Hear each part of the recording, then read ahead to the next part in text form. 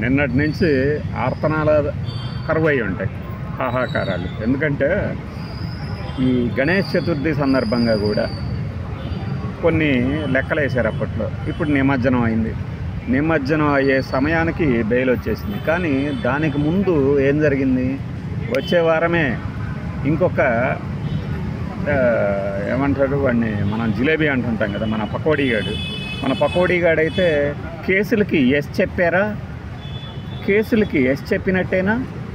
తొందరలోనే జగన్మోహన్ రెడ్డి లోపలికి పంపిస్తారా? ఏంట్రా పంపించింది? ఇప్పుడు ఏమైంది? నువ్వు ఢిల్లీ వెళ్ళి వచ్చిన రెండో రోజే బెయిల్ ఎలా వచ్చింది వీళ్ళందరికీ? మినిమం సెన్స్ ఉండాలిగా మాట్లాడే ముందు.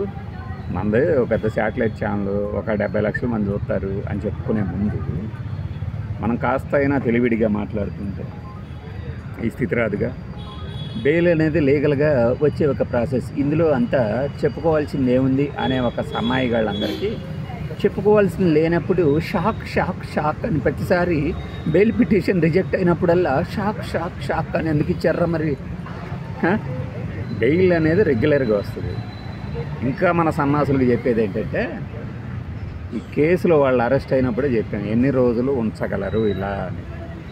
మన పాత వీడియోలు తీసి చూసుకోండి. వాళ్ళకి బెయిల్ రాగానే అక్కడ ఎవడు సంకల్ప గుద్దుకోవట్లా. బెయిల్ ఎప్పుడు వస్తుందో కూడా చెప్పాం ఆల్రెడీ.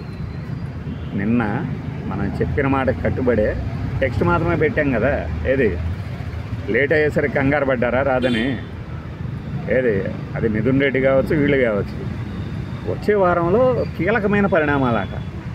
అరే ఇంకా మీకు ఒక స్టోరీ ప్రిపేర్ చేసి పెట్టారు. ఇదేనో ఒక స్టోరీ ప్రిపేర్ చేసి పెట్టింది, మీకు తెలుసో లేదో. దాన్ని ఎత్తుకుంటారు ఇంకా వాళ్ళ నుంచి. ఆ స్టోరీ ఏంటనేది నేను చెప్పను, వాళ్ళు బ్రేక్ చేసుకుంటారు. చూడండి అసలు ఈ బెయిల్ ఎలా వచ్చిందంటే అని మొదలు పెడతారు. లీగల్ ప్రొసీజర్ తెలియని వెధవలు కూడా మాకు సలహాలు ఇచ్చేందుకు తయారుగా. అర్థమైందా? 4 నెలల్లో వచ్చిందా, 6 నెలల్లో వచ్చిందా, 3 నెలల్లో వచ్చిందా? మరి మనకెందుకురా 52 రోజులకు వచ్చింది? మరి రిమాండ్కి పంపించారంటే ఆధారాలు ఉన్నట్టే అని ఒక సాక్షాత్ హోంమంత్రి గారు మాట్లాడారు. రిమాండ్కి పంపించారంటే ఆధారాలు ఉన్నట్టేనా? అవునా? మరి మన పాత కేసుల్లో కూడా అలానే మాట్లాడదామా, అన్వయిద్దామా? ఇవన్నీ వదిలేసేసి అంటే ఒక్కొక్కడు భలే మాట్లాడుతూ ఉంటారు. ఈ బెయిల్ మీద క్యాన్సిల్ చేయాలని వెళ్తారు అంటే వెళ్తారు. ఎందుకంటే లేకపోతే అలా వదిలేస్తే వీళ్ళ మీద దుమ్మెత్తిపోస్తారు కదా. ఇప్పటికే మన చేతకంతనానికి ప్రతిదానికి అధికారుల మీద పట్టడం అలవాటు అయిపోయింది కదా. ఫలానా చోట డయేరియాతో 16 మంది చచ్చిపోయారన్న, ఫలానా చోట అదేదో తెలియని వ్యాధితో చచ్చిపోతున్నారన్న అధికారులు మాకు తెలియజేయలేదు. ఇంకా అడిదిలుగా అతను ఇన్ఫర్మేషన్ తెప్పించుకోవద్దు. మన శాఖ ఏంది, ఇన్ఫర్మేషన్ తెప్పించుకుంటూ ఉంటాం కదా. అందుకే కేరళతో మాతృ మరణాల రేటును తగ్గించడంలో ఏపీ కేరళతో సమానంగా ఎదిగింది అని గొప్పగా ఎందుకు చెప్పామంటే, కేరళలో అది జరుగుతుంది. ఆరోగ్య శాఖకు సంబంధించి కానీ, ఏ శాఖకు సంబంధించి కానీ అసలు ఇక్కడ కూడా వెళ్తాయి. చూద్దాంలే అన్నట్టు ఉంటుంది. ముందు మన శాఖ మీద మనకు పట్టు ఉండదు.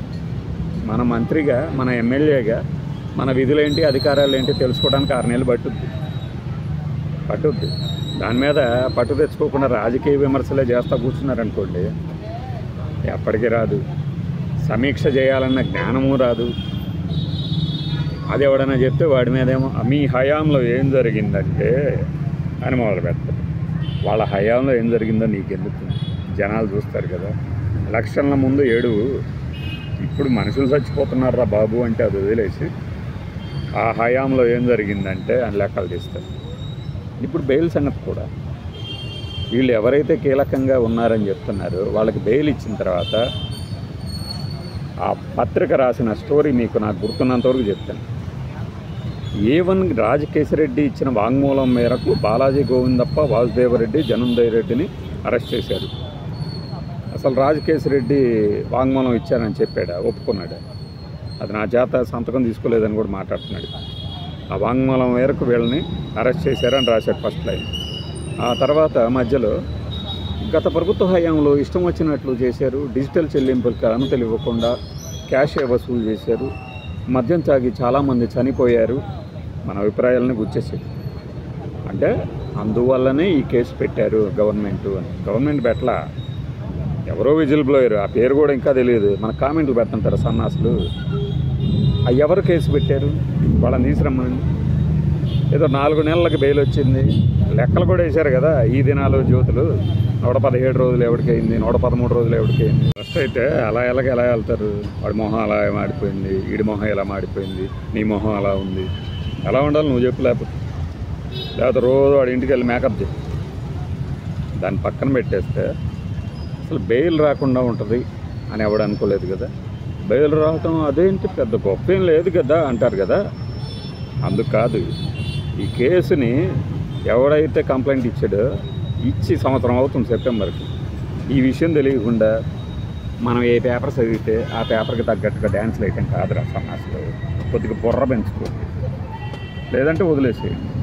మన సొల్లుగేళ్ళకి ఇప్పుడు కొంతమంది ఉంటారు, నాకు డబ్బు ఉంది కదా, నాకు చాలా జ్ఞానం ఉంది, నేనేం మాట్లాడినా చెల్లుద్ది, ఏం చేసినా చెల్లుద్ది అని. కరెక్టే, కొన్ని చోట్ల తేలుతుంది. కానీ నీ మొహాన డబ్బు సంపాదించడం అనేది రాసి పెట్టింది అంతే. అంత మాత్రం చేత మీకు సంస్కారం ఏది జ్ఞానం వచ్చుద్దని ఎవడు అనుకోడు. అనుకున్నాడంటే నీ డబ్బు నీ భజన కోసమే. అలానే ఈ బెయిల్కి సంబంధించి ఏదో జరిగిపోతుంది, వచ్చే వారంలో అదేదో అవబోతుంది అని 2 ఛానళ్ళు 2-3 కూర్చొని తెగ హాహాకారాలు చేసేది. బట్ గొంతు ఏంటంటే ఎలర్జీ, అసలు ఇమీడియట్ చేయాలన్నా కూడా ఎలర్జీ వస్తుంది వాళ్ళ ప్రవర్తనగా. ప్రపంచంలో మేమే తీసుకొస్తాం, ఏం తీసుకొచ్చిన వార్తని నాకే తెలుసు అంట. వీళ్ళతో చర్చకి కూర్చొని వీళ్ళని వాదించాలి, వీళ్ళని ఓడించాలి అని అంత అవసరం ఎవరికి లేదు. కానీ వీళ్ళ తప్పులు వీళ్ళే బయట పెట్టుకుంటూ ఉంటారు.